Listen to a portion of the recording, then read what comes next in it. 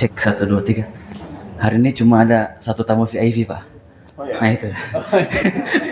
Satunya. Oke. Ya. Oke.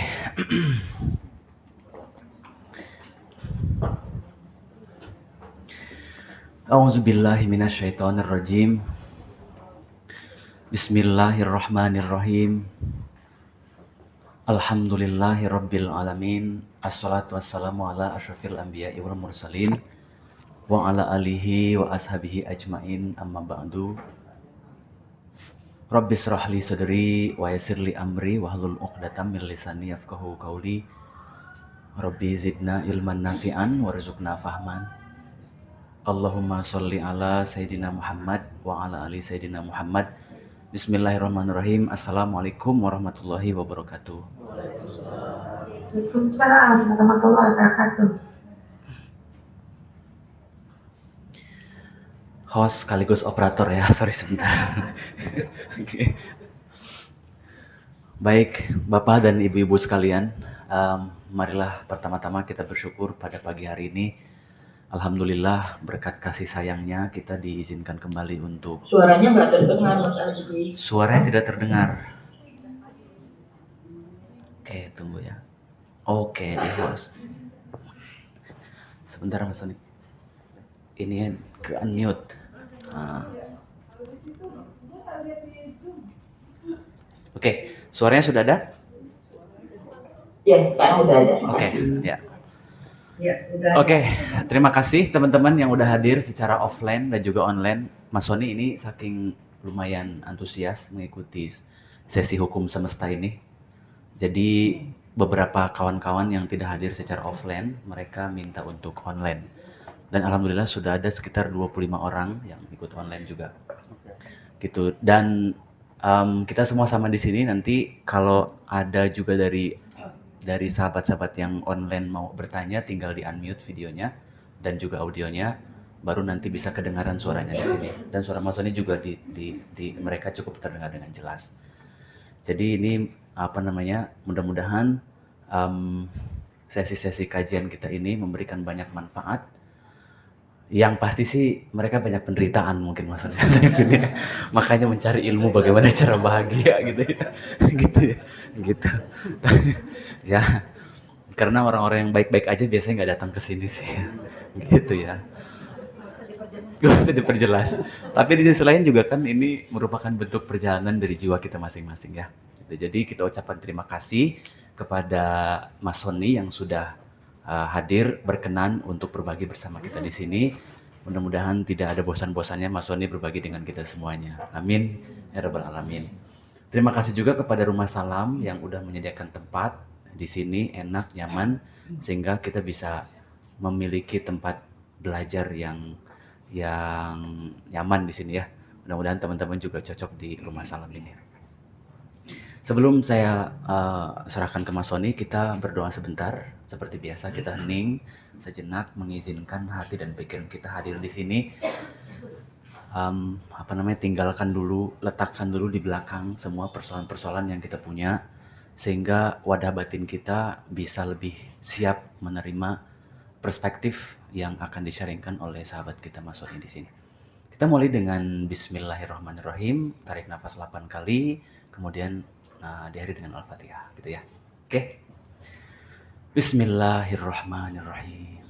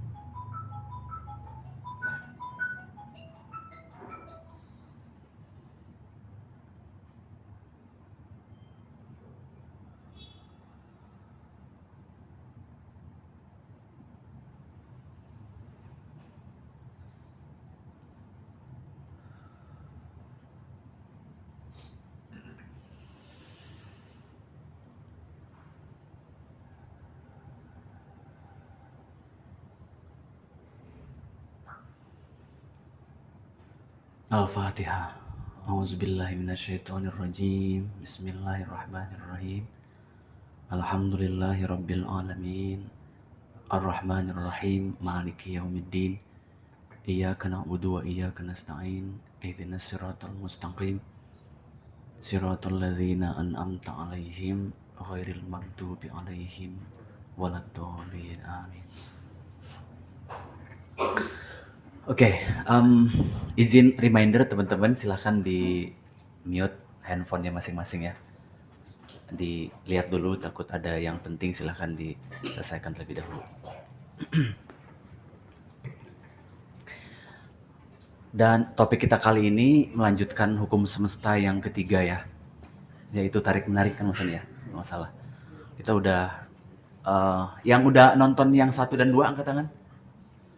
1 dan 2 sudah nonton kan? Sudah semua ya? Jadi Mas Sony yang rekaman kemarin juga di-share. Jadi harusnya 1, 2 udah ditonton semuanya sehingga sekarang tinggal lebih enak melanjutkan lagi. Tepuk tangan buat Mas Sony boleh semuanya?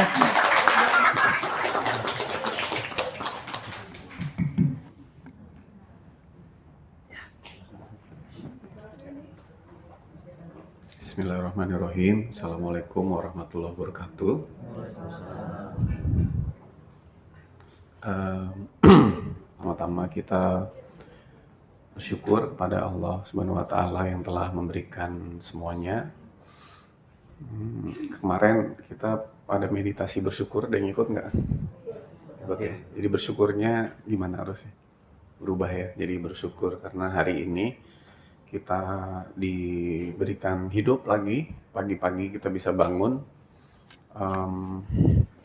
dan bisa menjalani kehidupan ini dan mengalami pengalaman-pengalaman Tuhan yang Tuhan hendak alami lewat hidup kita pada kesempatan hari ini. Setiap hari itu ada 30 juta orang 30 juta orang yang kemarin masih hidup, sekarang udah nggak ada gitu di bumi ini. Jadi kira-kira 30 juta orang. Jadi banyak orang tuh tidak bersyukur untuk bisa bangun pagi, karena bangun pagi itu sesuatu banget sebenarnya gitu. Siapa yang nyangka kalau tidur besoknya nggak bangun lagi? Dan bangun hari ini untuk bersyukur gitu. Artinya untuk mengalami pengalaman-pengalaman Tuhan yang hendak Tuhan alirkan pada hari ini. Dan pasti ada perbedaan dengan saat-saat sebelumnya, karena kalau di hukum 20 namanya hukum perubahan tuh setiap saat tuh dinamis dan berubah, dan kita bisa menikmatinya sebagai sebuah aliran yang tidak akan pernah sama dari waktu ke waktu gitu ya. Dan hari ini kita diberikan kesempatan untuk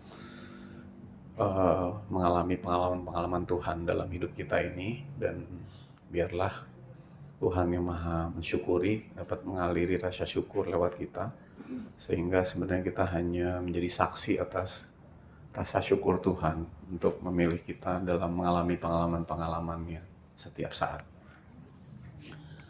Bagi yang belum jelas apa yang saya sampaikan, mungkin nanti Mas Abi bisa sharing video meditasi kita tanggal berapa tuh ya?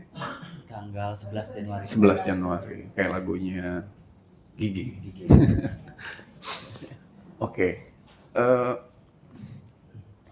Hari ini kita mau bahas tentang hukum semesta nomor 3. Jadi kita udah bahas pengantarnya dan hukum 1 tabur tuai, hukum 2 pertukaran, hukum ketiga ini namanya tarik menarik gitu ya. Sebenarnya ini udah saya bahas bertiga sama Kang Abu sama Bang Lame di 3 fakir ya semuanya ini, tapi mungkin karena durasinya itu sedikit gitu ya, jadi saya nggak bisa bahas terlalu eksploratif lah gitu ya. Nah, mudah-mudahan di kesempatan kali ini karena waktu kita lebih panjang gitu, kita bisa bahas lebih eksploratif lagi dan lebih dalam.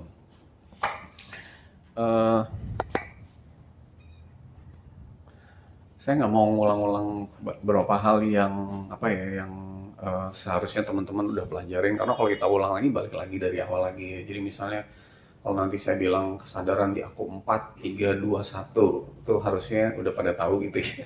Kalau enggak ntar susah gitu. Jadi makanya baiknya sih teman-teman yang ikut tuh udah nonton 3 Fakir atau video-video sebelumnya supaya kita nggak mengulang-ulang lagi. Jadi makin lama tuh makin dalam gitu ya. Ini teman-teman yang di Zoom kedengeran jelas ya suaranya? Harusnya iya ya. Oke, thank you, makasih.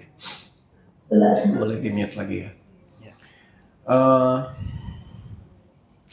Hukum yang ketiga itu namanya hukum apa? Tarik menarik. Tarik menarik ya.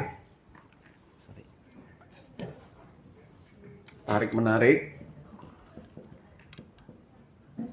Atau dalam bahasa Inggrisnya namanya law of attraction gitu ya. LOA.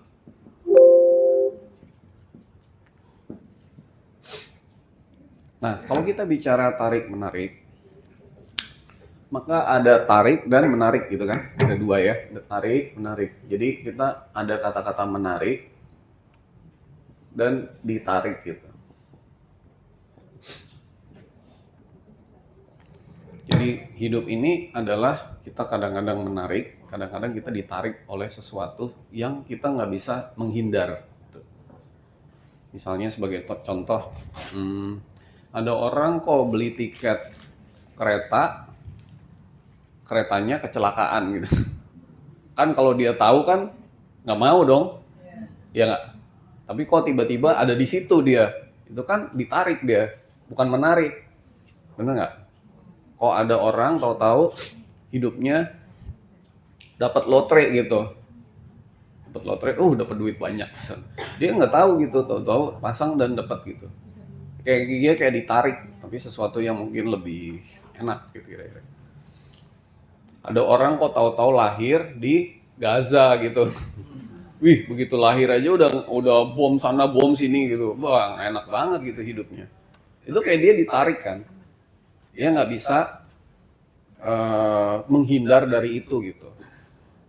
Ada juga yang tahu-tahu lahir di Istana Buckingham jadi anaknya Kate Middleton sama Pangeran Andrew gitu kan. Itu kan kayak kan lahir aja udah kayak gitu. Itu kan kayak ditarik ya.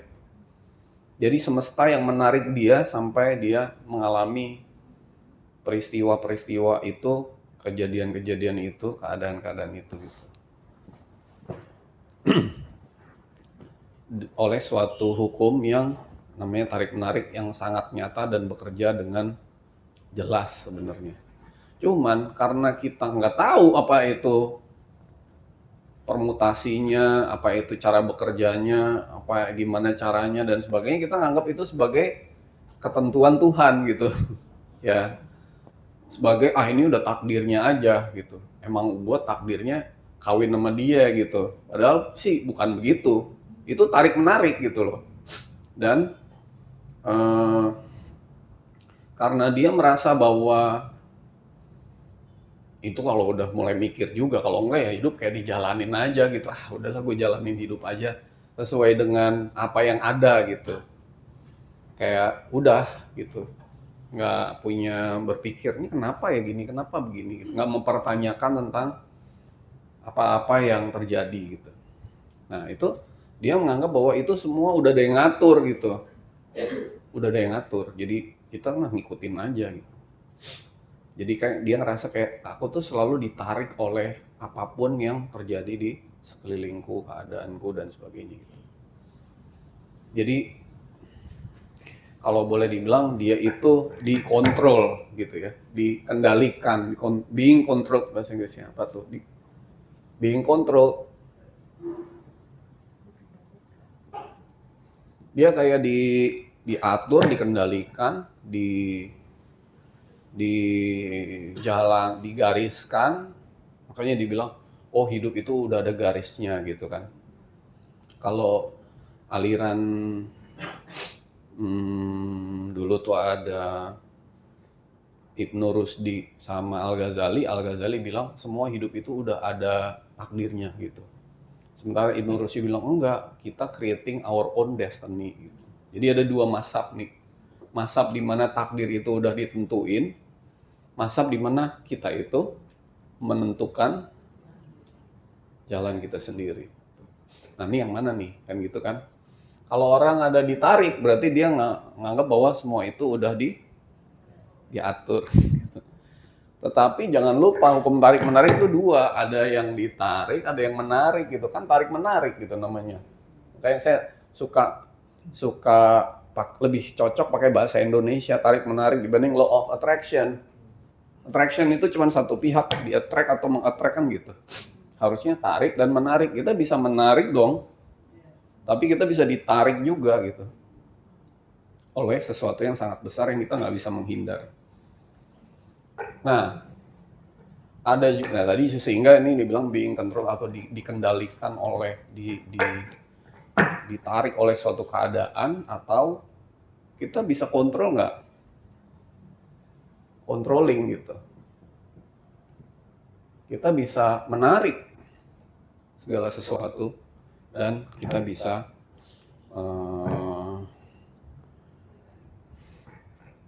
membuat jalur our path gitu, jalur kita sendiri.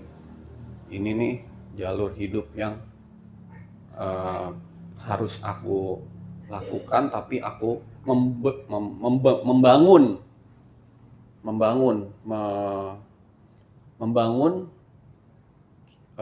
pengalaman kita sendiri dalam hidup ini. Jadi enggak yang hidup tuh hopeless gitu, kayak gue frustasi kok everything kayak gini, nggak sesuai dengan apa yang seharusnya gitu. Seharusnya tuh bukan keinginan, nanti kita bahas ya. Jadi bisa dua nih ya. Nah, dua sisi. Jadi itu poin 1. Sampai sini ada yang mau nanya nggak? Karena bagi banyak orang hidup itu kayak ya udah ada semesta yang ngatur deh gitu. Gue nih apaan? Gue nggak bisa ngatur hidup gue, nasib gue sendiri. Makanya di surat misalnya di 57 ayat 22-23 tuh dibilang kalau ada bencana menimpamu, kamu jangan sedih. Kalau ada kebaikan menimpamu jangan sombong. Itu udah digariskan sama Tuhan, kata Tuhan gitu ya. Misalnya di surat 6:59, bahkan daun jatuh itu udah ada ininya sendiri udah rencana Tuhan gitu kan. Tapi di satu sisi lagi ada yang mengatakan bahwa 13 ayat 11 bilang kamu tidak dapat merubah nasibmu. Allah tidak dapat merubah nasibmu sebelum kamu merubah nasibmu sendiri. Jadi ada dua hal yang di Quran ini kayak contradicting gitu, ya kan? Padahal bukan gitu maksudnya. Nanti kita bahas. Jadi ada juga yang di tengah-tengah kayak Asy'ariyah. Saya suka istilahnya, nggak penting lah ya. Dia di tengah Asy'ariyah ya. Asy'ariyah tuh Hasyim Asy'ari itu. Itu adalah yang di tengah-tengah ya, ada yang ditentuin Tuhan kayak jodoh, mati, segala macam, tapi juga ada yang kita tentuin gitu. Jodoh itu udah ditentuin Tuhan, mati ditentuin Tuhan, kesehatan ditentuin Tuhan. Kita lah Tuhan ngurusin lu satu-satu dong kalau gitu, ya nggak? Terus udah gitu, tapi juga ada yang nggak ditentuin Tuhan. Ini yang di tengah, in between antara yang tadi semua ditentuin Allah, yang satu lagi semua kita yang tentuin. Di tengah-tengah ada yang gitu. Yang sebenarnya gimana sih? Karena tiga-tiganya di Quran ada gitu. Nah,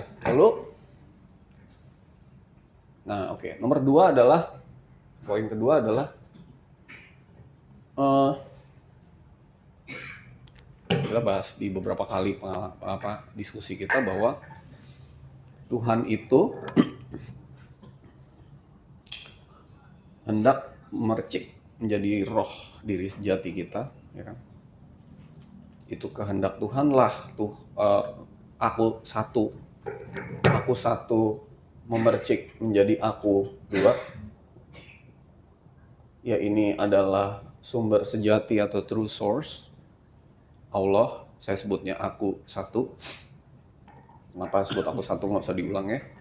Lalu dia memercik menjadi aku dua, yaitu roh atau diri sejati. Lalu melalui ruhnya atau percikannya Allah hendak mengalami pengalaman-pengalaman ketuhanan. pengalaman-pengalaman Tuhan melalui ruh-ruhnya yang terpercik itu. Sehingga Allah memberikan aku 3, yaitu jiwa.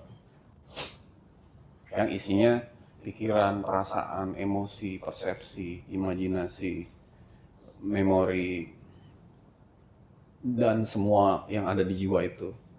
Karma, semua ada di jiwa.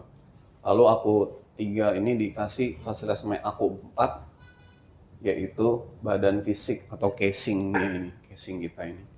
Yang pusat kesadaran namanya otak, atau hasilnya itu pikiran gitu. Nah, jadi sebenarnya Tuhan itu hendak mengalami pengalaman-pengalaman Tuhan melalui hidup kita. Ya. Jadi hidup itu sebenarnya nanti kalau udah sampai di level kesadaran yang lebih dalam adalah aku itu menjalani hidup karena Tuhan hendak mengalami pengalaman hidup ketuhanan melalui hidupku. Sehingga ketika aku buka mata, aku melihat Tuhan yang maha melihat, yang disebut maha melihat, itu menjadi punya bukti bahwa ada penglihatan nih gitu. Sebelum ada kita, Tuhan maha melihat, tapi penglihatannya lewat siapa? Kan lewat kita. Ketika kita bisa mendengar suara ini, Tuhan maha mendengar. Ada pengalamannya nih mendengar. Lewat siapa? Lewat rohnya gitu. Tuhan maha bersyukur. Bersyukur karena Tuhan itu bisa mengalami pengalaman-pengalaman hidupnya melalui kita gitu. Jadi ketika kita bersyukur, Tuhan yang lagi maha bersyukur itu mengalir rasa syukurnya melalui diri kita. Tuhan maha tahu. Dari mana Tuhan disebut maha tahu? Karena Tuhan mengaliri pengetahuan-pengetahuan lewat kita sehingga kita tahu cara bikin spidol, tahu cara bikin apa sih tadi makanannya apa tuh? Hah? Tadi ada makanan kecilnya apa? Pastel. Loh, dulu waktu kita belum ada semua pengetahuan bikin pastel udah ada belum? Emang tahu dari mana kita cara bikin pastel, Bu? Kalau nggak Tuhan alirkan kesadaran itu, udah ada nggak? Udah. Sebelum semua ini ada, cara bikin pastel tuh gini udah tahu belum Tuhan? Tahu. Lalu ada orang yang terpercik dan akhirnya membuat pastel pertama kali dialiri nama Tuhan pengetahuannya. Nah gitu. Sehingga pengetahuan bikin pastel itu jadi ada barangnya nggak? Nah, sebelumnya ada barangnya nggak? Nggak ada. Benar nggak? Jadi lewat kitalah Tuhan hendak mengalami pengalaman-pengalaman ketuhanan yang katanya disebut maha tahu gitu. Gitu. Jadi hidup itu sebenarnya mengalami pengalaman-pengalaman Tuhan, bukan sakarepmu dewe gitu sebenarnya. Suka-suka lu aja gitu. Sehingga ketika Tuhan itu hendak mengalami pengalaman Tuhan, Tuhan tuh memberikan namanya free will. Kehendak bebas. Setiap rohnya dikasih free will.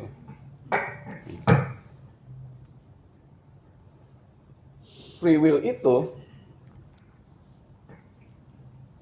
sering dianggap sebagai sumber dari petaka gitu. Makanya kalau udah nanti di aku 2, surrendering our free will to the will of God gitu. Memasrahkan kehendak bebasku agar kehendak Tuhan lain terjadi pada diriku. Sebenarnya nggak begitu juga. Nah, kita agak lebih dalam lagi ya. Free will itu bisa terjadi di aku 4, bisa terjadi di aku 3, bisa terjadi di aku 2, bisa nggak terjadi di aku 1? Bisa. Bisa terjadi di setiap tingkatan kesadaran. Free will di aku 4 misalnya. Gue lagi pusing banget deh sekarang nih. Terus kenapa? Banyak banget pikiran gitu misalnya. Lalu temennya bilang, udah lalu ngapain sih banyak pikiran gitu? Lu jadi nggak happy hidupnya? Nggak bisa. Semua tuh harus dipikirin tahu ya gitu.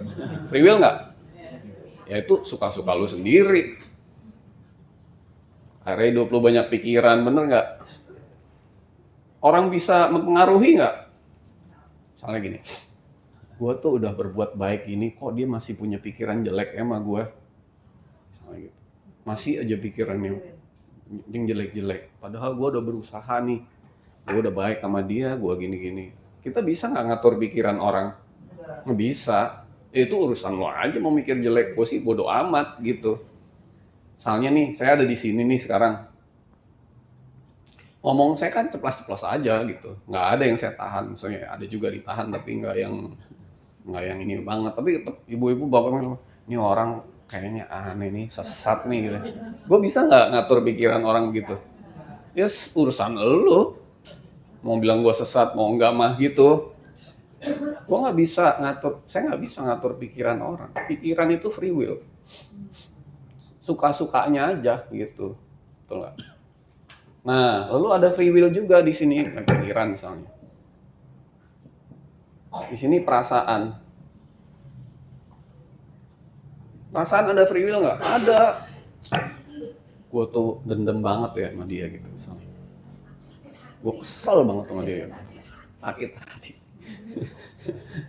Sakit banget hati gue sama dia ini gitu misalnya. Hah? Ngapain sih kamu tuh sebelah benci sama dia? Mau ya dimaafkan aja supaya hidupmu lebih bahagia. Enak aja lu. Dia tuh yang harusnya minta maaf ke gua. Masa gua minta maaf ke dia gitu? Enggak, kamu tuh berhak hidup bahagia. Makanya kamu harus memaafkan, kata temennya gitu. Nggak bisa. Gini ya, Tuhan itu maha pengampun. Tuhan sudah mengampuni kamu seutuhnya. Tapi kamu belum mengampuni orang lain. Kamu belum mengampuni dirimu sendiri. Kamu belum mengampuni peristiwa atau kejadian yang ada di dalam dirimu. Sehingga ampunan Tuhan tuh nggak bisa mengalir kepadamu gitu. Make sense? Tapi biarlah gue dalam keadaan ini dulu for a while, kata gitu. Sampai gue bisa menerima kata-kata lo itu. Padahal harusnya waktu yang terbaik untuk melakukan hal seperti itu tuh kapan? Saat ini, jangan tunggu. Ya tapi kan kita nggak bisa paksa. Free will dialah untuk menyimpan dendam itu. Nggak ada yang bisa paksa. Jadi ada nggak free will di level aku 3? Ada. Gitu. Ada nggak free will di level aku 2? Ada. Nih. Ini dalam bentuk kebenaran misalnya. Sejati. Misalnya sebagai contoh.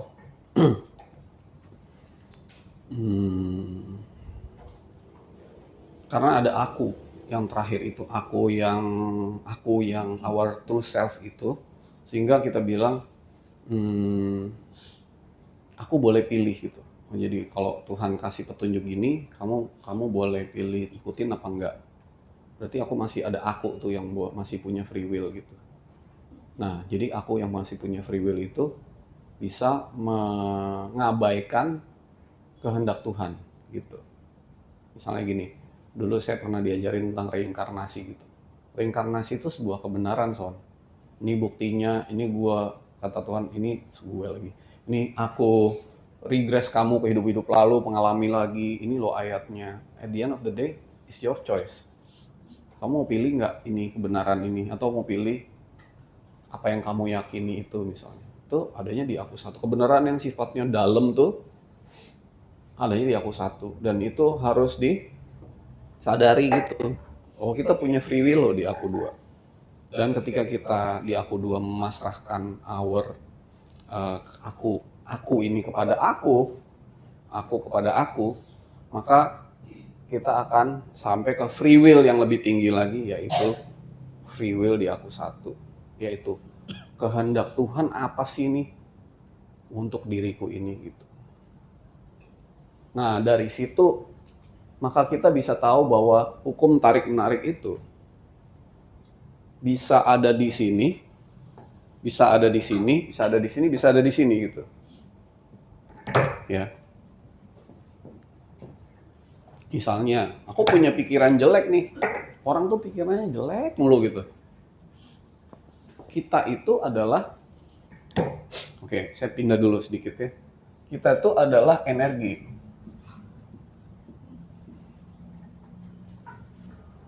Jadi yang selalu memancarkan vibrasi gitu ya. Vibrate atau disebut sebagai vibrating energy. Kita tuh energi yang selalu memancarkan vibrasi. Ini dan bukan kita, kita itu bukan cuman sekedar orang hidup, benda mati juga loh, everything. Ini saya nggak nyebutnya bukan ini, tapi things itu apa? Sesuatu ya.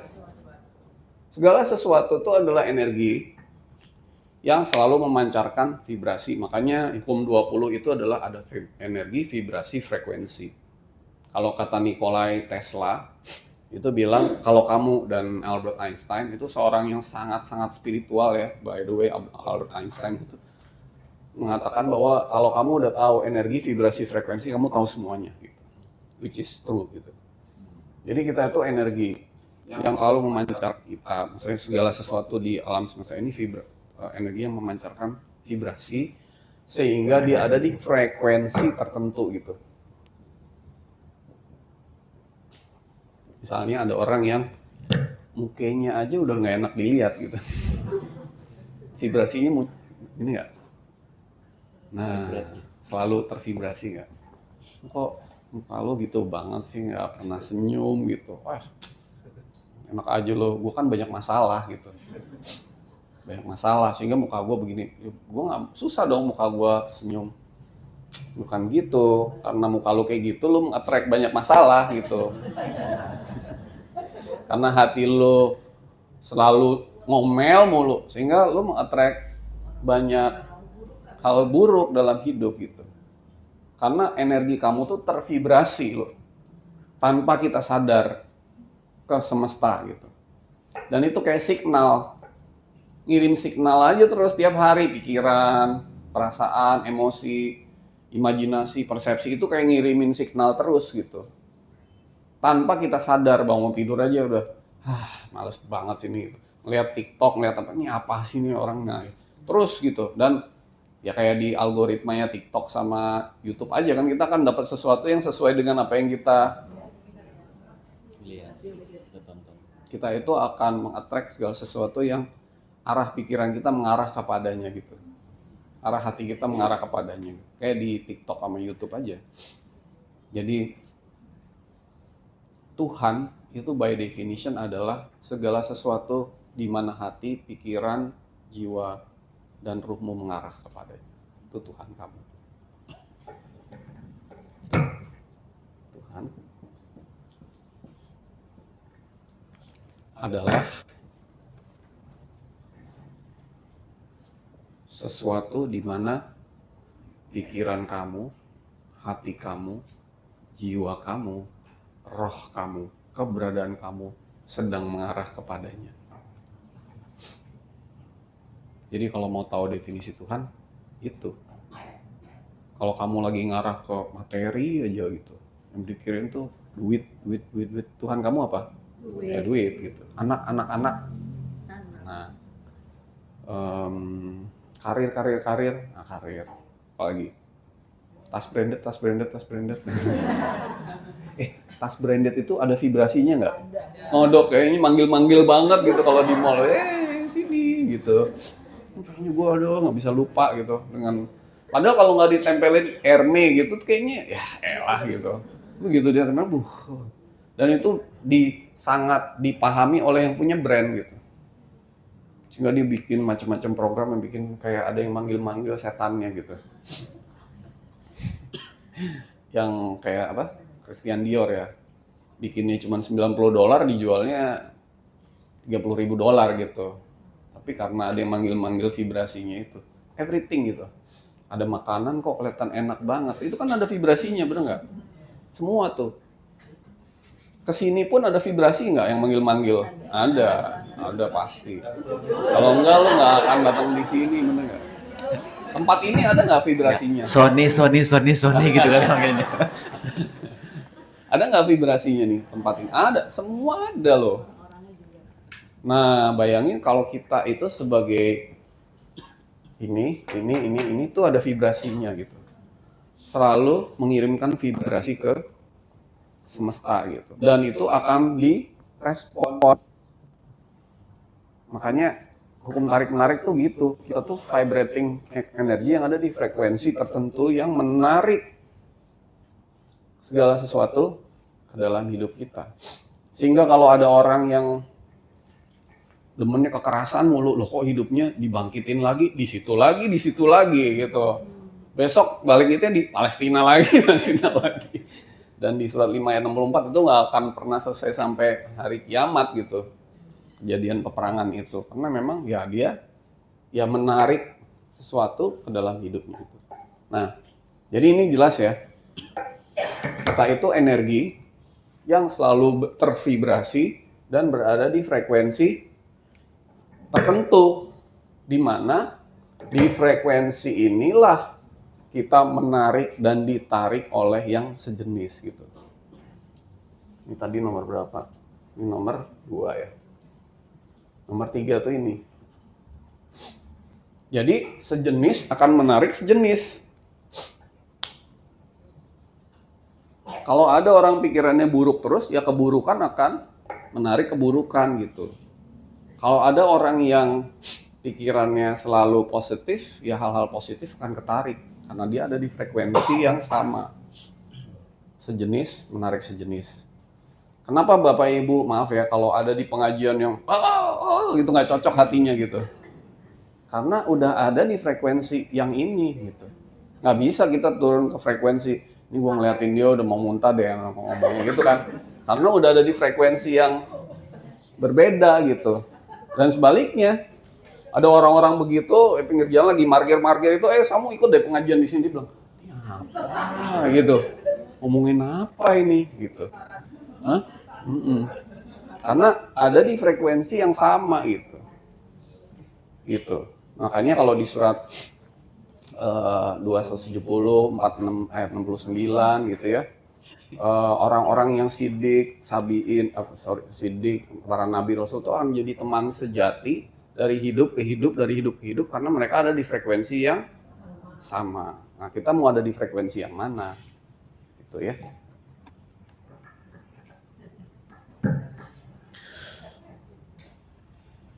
Jadi kita tuh energi yang tervibrasi dan selalu berada di frekuensi tertentu. Energi itu kan kayak gelombang gitu ya, gelombang yang membawa energi. Sekarang Google lagi nyiptain satu alat baru di mana dia ngirimin gelombang lewat sinar gitu. Jadi bukan lewat frekuensi radio, tapi lewat sinar yang nggak kelihatan. Itu tuh data. Ternyata dengan begitu, maka kita bisa dapat data yang lebih gede dibanding yang pakai gelombang wifi segala macam itu. Nah itu juga hal yang sama gitu, bisa ngirim kesadaran juga di sini, di frekuensi vibrasi energi tertentu. Nah di sini ya, saya balik lagi sini, tadi kan lompat ya. Jadi si aku 4 itu punya free will. Aku 3 punya free will. Aku 2 punya free will. Aku 1 juga punya free will. Punya kehendak bebas. Kalau yang dimaksud dengan kehendak bebas di aku 1 tuh bebas dari semua pengaruh dari ini. Gitu. Bebas dari pikiran kita.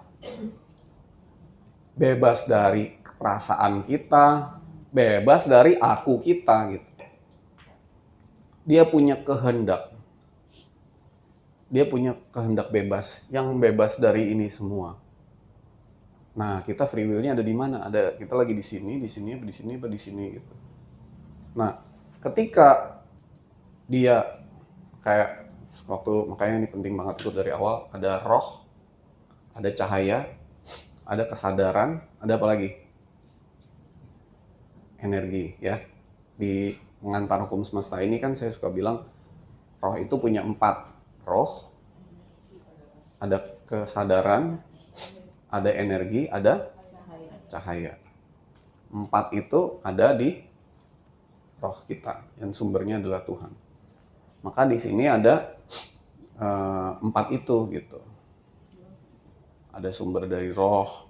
Nah, roh di sini energi itu, cahaya dan kesadaran, itu terbebas dari ini gitu. Ya. bebas misalnya dari pikiran, terbebas dari sudut pandang, persepsi. Kalau saya nih ada benda nih kayak gini, ini kan cahaya dari sini sama sini ya. Taruhlah lampu sana dimatiin. Kira-kira bayangannya kemana? Sini ya. Kalau cahaya dari sini bayangannya mana? Sini ya. Cahaya dari sana bayangannya kemana? Sana. Kalau dari sini, sana. Berarti setiap ada pikiran, perasaan aku, ada sesuatu yang menghalangi cahaya Tuhan, pasti ada yang gelap nggak? Benar nggak? Tergantung dari sudut pandang yang mana aja. Dari sini, yang gelap di sini. Dari sini, yang gelap di sini. Bagi orang yang di frekuensi ini, saya mungkin dianggap orang sesat gitu. Tapi bagi orang yang di frekuensi ini, ya elah, masih ngomongin kentut batalin wudhu aja lo gitu misalnya. Gitu misalnya nih, beda-beda kan? Nah, kalau udah ada di sini, berarti even ininya udah nggak ada. Jadi mana yang gelap? Itu namanya cahaya yang terang benderang. Jadi di sini nggak ada kegelapan lagi, karena nggak ada aku yang menghalangi cahaya Tuhan. Nggak ada aku yang sedang melawan cahaya Tuhan. Kalau kita lagi foto, ngelawan cahaya jadi backlight nggak? Gelap. Nggak ada kegelapan. Segala sesuatu diputar 360 derajat ke atas, ke bawah, ke tengah, ke belakang, kemana-mana semua benar gitu. Disitulah disebut sumber dari kebenaran, atau disitulah free will-nya sudah the will of God gitu. Nah, sampai sini ngikutin nggak? Kalau kita udah bicara di 4 ini, maka sebenarnya Tuhan tuh memberi kita free will untuk menentukan hidup kita sendiri, jalan kita sendiri, arah kita sendiri, nasib kita sendiri, apa yang mau kita alamin berikutnya, pengalaman-pengalaman apa yang hendak kamu alami. Jadi yang disebut Tuhan mengatur itu adalah aku satu yang ngatur, bukan kayak ada sosok lain di luar kita nih yang lagi ngaturin kita semua gitu. Jadi ada kantor pusat misalnya. Si kantor pusat ini ngatur, nih mana aja ini hidupnya harus segini, gue kasih inilah gitu. Lalu Ria, Rita, Mbak Rina, nih kasihlah, nih hidup lu gitu. Ini bakat lo, nih lu gue kasih nasib yang sengsara ya, yang kamu yang bahagia ya, kamu yang penuh perjuangan. Dibagi-bagi gitu? Enggak lah. Jadi yang nentuin kita, nasib kita itu, jalan kita itu, takdir kita itu, siapa? Kita sendiri. Aku yang nentuin. Tapi hati-hati, aku yang mana yang lagi nentuin? Yang 4? Yang 3? Yang 2 apa yang 1? Nah. Jadi hukum tarik-menarik itu adalah sistem semesta di mana kita bisa dipergunakan atau mempergunakannya dengan kehendak bebas kita, free will kita. Tapi free will yang mana dulu? Ngerti nggak? Kalau kamu pakai hukum tarik-menarik ini pakai di aku 4, maka semua itu ngomongnya pakai pikiran. Wah, gue pengen jadi orang kaya, Tapi di sini nih, tuh. Ini biasanya kalau nggak kejadian, nggak kaya-kaya ya, mulailah frustasi gitu kan. Ya, frustasi itu membuat kita turun nggak frekuensinya. Jadi kita nge-track hal-hal buruk nggak tarik-menariknya kalau udah frustasi? Yang terjadi kaya apa malah sengsara? Makanya kemarin ada pertanyaan. Lalu di ngaji Roso saya ditanya, lalu yang namanya manifestasi di dalam hukum law of attraction itu apa? Kalau saya jawab singkatannya, waktunya pendek. Ya nggak ada lah itu. Padahal ada. Tapi manifestasi di mana? Dulu. Kalau manifestasinya adanya di sini, mikir aja terus mikir gini. Itu mengatrek sesuatu. Satu, itu energinya kecil. Kedua, bisa menghasilkan banyak penderitaan gitu. Di perasaan, gua pengen bahagia, pengen gini, pengen keinginan gitu. Ya bisa, tapi kecil dan nanti frustasi lo gitu, sedih lo gitu. Di sini aku ingin, aku kepingin, aku nih, si aku yang terakhir ini nih, masih ada aku nih gitu. Tapi kalau di sini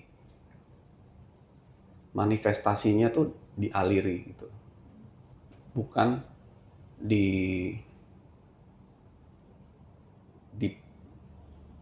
diciptakan oleh kita gitu kira-kira, tapi dialiri oleh Tuhan. Nah gitu. Ketika di sini dibilang, waktu itu misalnya banyak sih kejadian yang saya cerita aja, misalnya di hidup saya ini terakhir, misalnya bulan November ada teman saya yang sakit, anak yang sakit autis berat, ada 2 orang gitu. Terus begitu duduk dia cerita ambil nangis, itu anak gua autis gini. Terus saya bilang ya udah nggak tahu mau kemana gitu. Ada juga besokannya tau-tau ada yang sakit yang lain gitu. Saya pikir aduh, kenapa ya ada orang sakit 3 hari berturut-turut ngadep gue. Apa nih manifestasinya gitu. Terus saya bilang tenang aja, nanti ada orang yang akan datang gitu. Kan nggak mungkin saya kan nggak bisa. Saya bukan pengalaman Tuhan yang itu yang di hidup saya, yang lain kan. Jadi kita harus berkolaborasi. Akhirnya ada teman namanya Arif misalnya datang. Itu kira-kira cuma 5 hari kemudian tau-tau kenal ya sama dia. Nah ini nih orangnya. Nah itu. Jadi tahu-tahu dari sini manifestasi dengan banyak peristiwa terjadi gitu. Nah teman-teman ada yang datang ke rumah saya gitu. Terus jadi ada yang saya tanya-tanya satu-satu, ada perubahan nggak gitu. Banyak perubahannya, kesehatannya makin membaik dan sebagainya. Misalnya saya juga dibilang, kamu nanti umur 45 pensiun ya, nanti kamu akan gini gitu. Waktu itu umur saya 38 misalnya. Oh iya ya.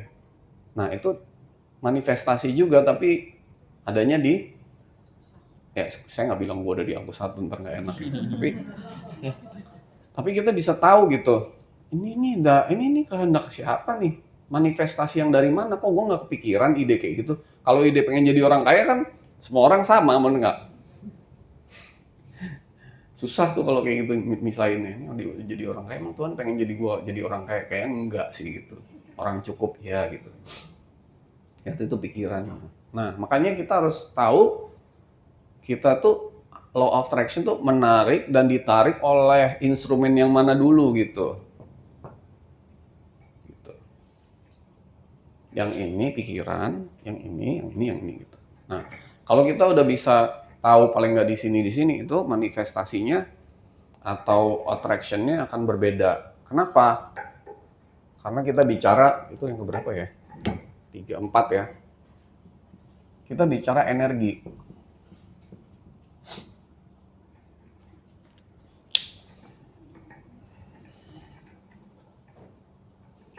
Untuk bisa memanifestasikan sesuatu yang besar, kita perlu energi besar nggak? Energi kita besar apa kecil? Kecil banget. Saya pernah cerita alam semesta ini gede banget. Kita tuh kayak titik debu di bumi. Bumi itu kayak dibandingin matahari 300 kalinya bumi. Lalu bumi dan matahari hanya satu solar system, ada 300 miliar solar system yang ada di galaksi Bima Sakti yang kayak matahari gini. Lalu ada sekitar 300 miliar lagi kayak galaksi Bima Sakti gitu kan. Berarti 300 miliar, pangkat 300 miliar itu berapa tuh? Yang kayak gini, belum yang kayak bumi, kita kecil banget. Terus ada 365 dimensi, itu tuh kecil banget. Yang nggak tahu apa-apa, nggak bisa apa-apa. Bukan. So small. How can you manifest something that big in your life kalau energimu tuh kecil? Jadi berarti kita tuh harus terhubung sama energi yang besar. Jadi yang tadinya terputus tuh harus dihubungkan kembali, reconnect gitu. Sehingga kita meskipun kita memanifestasikan sesuatu yang bukan dari pikiran dari sini, tapi tetap untuk mewujudkannya itu perlu energi yang besar. Energi yang besar itu harus selalu terhubung, namanya sholat. Sholat itu artinya terhubung. Terhubung.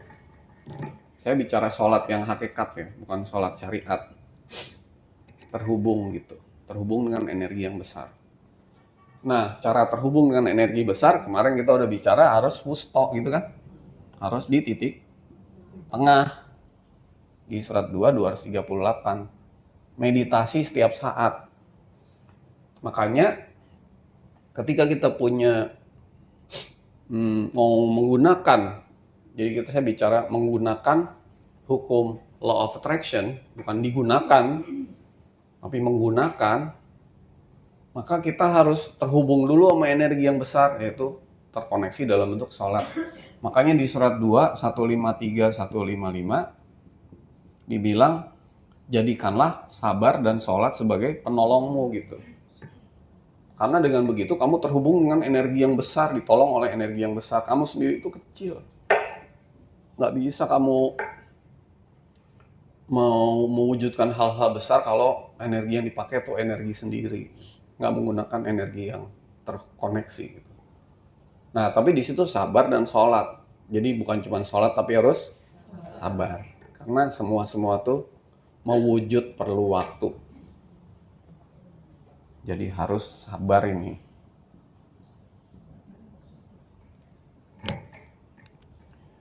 Pernah lihat apa pohon yang gede? Beringin. Beringin yang gede itu kalau tumbuh udah bisa dipeluk aja nggak bisa gitu. Awalnya dia apa? Biji segini kan. Kalau ditumbuk itu biji isinya apa? Nggak ada. Isinya kehendak Tuhan gitu. Tapi mungkin nggak biji ini saya tanam, besok jadi pohon segede gini? Mungkin? Enggak. Perlu waktu berapa lama? Hah? Wah, puluhan ratusan tahun gitu. Lalu saya nanam nih, tiap hari saya pupuk, saya siram, pupuk, siram, doa, pupuk, siram, doa. Pengen cepet-cepet gitu. Mungkin nggak? Nggak mungkin. Mungkin nggak nih pohon selama 100 tahun jadinya cuman berapa sih? 2 meter, 3 meter deh gitu ya. Tapi dia sebenarnya bisa sampai gede banget gitu. Jadi selama hidup kita satu kali, itu pohon belum selesai tumbuhnya gitu. Mungkin nggak? Nah itu beringin.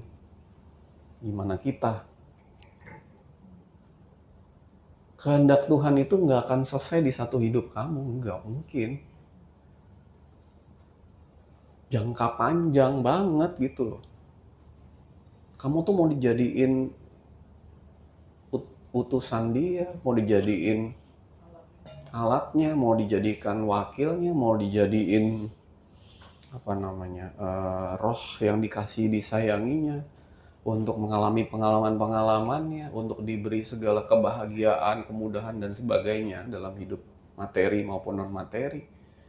Ingin diajak untuk mengalami sifat-sifat Tuhan yang banyak banget gitu. Rencana Tuhan tuh besar atas kamu gitu. Nggak cuman sekedar jadi apa sekarang, jadi apa nih?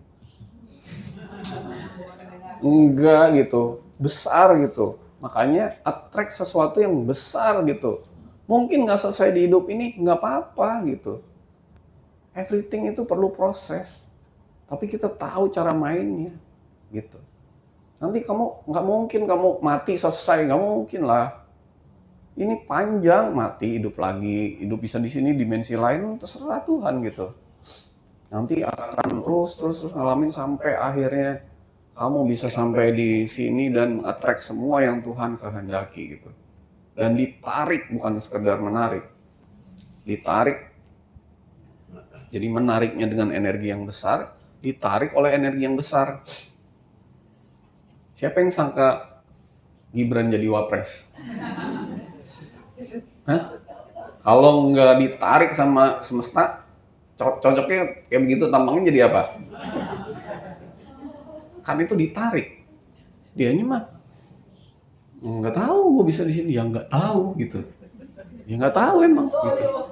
Tapi kan itu kan panjang prosesnya, sehingga dia jadi anaknya Jokowi dan sebagainya kan panjang nih. Sampai dia di-attract oleh sesuatu yang dia nggak bisa menghindar gitu. Apapun terjadi harus gitu. Karena energinya yang menarik tuh gede banget gitu. Dan pas momentumnya, karmanya tuh pas di saat yang tepat, orang tepat, keadaan yang tepat, kondisi yang tepat kepada orang yang tepat gitu. Gitu. Nah, jadi hidup itu gitu, tahu-tahu ditarik aja. Tapi apakah itu takdir dari Tuhan? Yang di kantor pusat? Enggak. Itu kita loh yang nentuin diri sendiri mau ngapain. Pengalaman Tuhan mana yang kamu hendak alami dalam hidupmu? Kan banyak banget. Saya nggak mungkin jadi healer, karena itu bukan ininya saya, di aku 1, aku 2, aku 3, nggak ada gitu. Ada orang yang Tuhan maha menyembuh, asyifa, sifat maha menyembuh. Jadi dia tuh mengalami pengalaman Tuhan sebagai penyembuh gitu.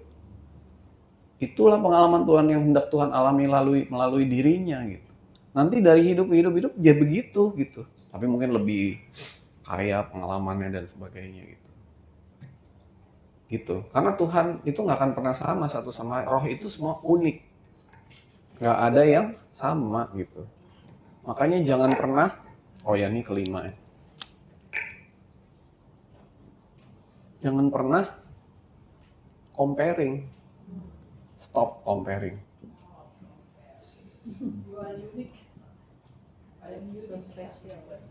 You are unique and special.